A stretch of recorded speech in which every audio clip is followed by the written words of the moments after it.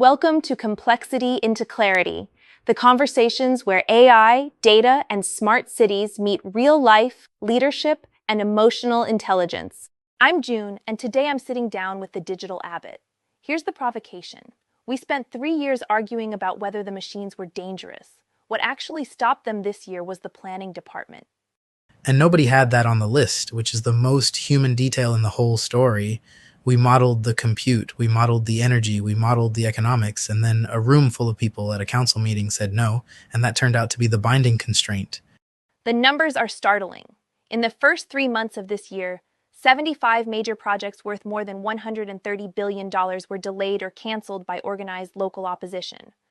And I want to be precise about what that number is telling us because it is not really a story about artificial intelligence at all.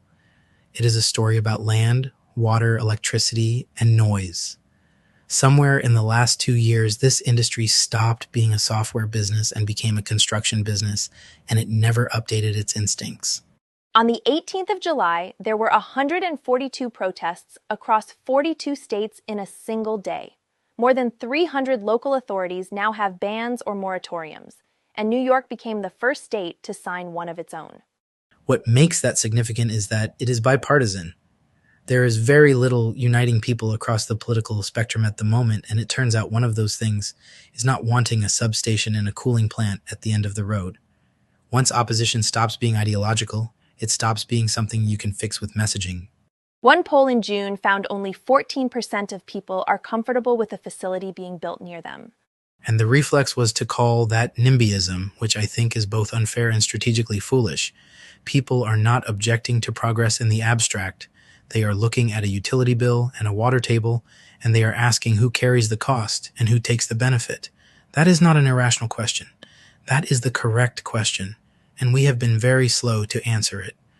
Meanwhile, here in Abu Dhabi, a campus is going up across 19 square kilometers, 5 gigawatts, with the first 200 megawatts coming online this year. It is the largest deployment of its kind attempted outside the United States, and I want to be careful about why. It is not that the chips are better or the engineering is cleverer.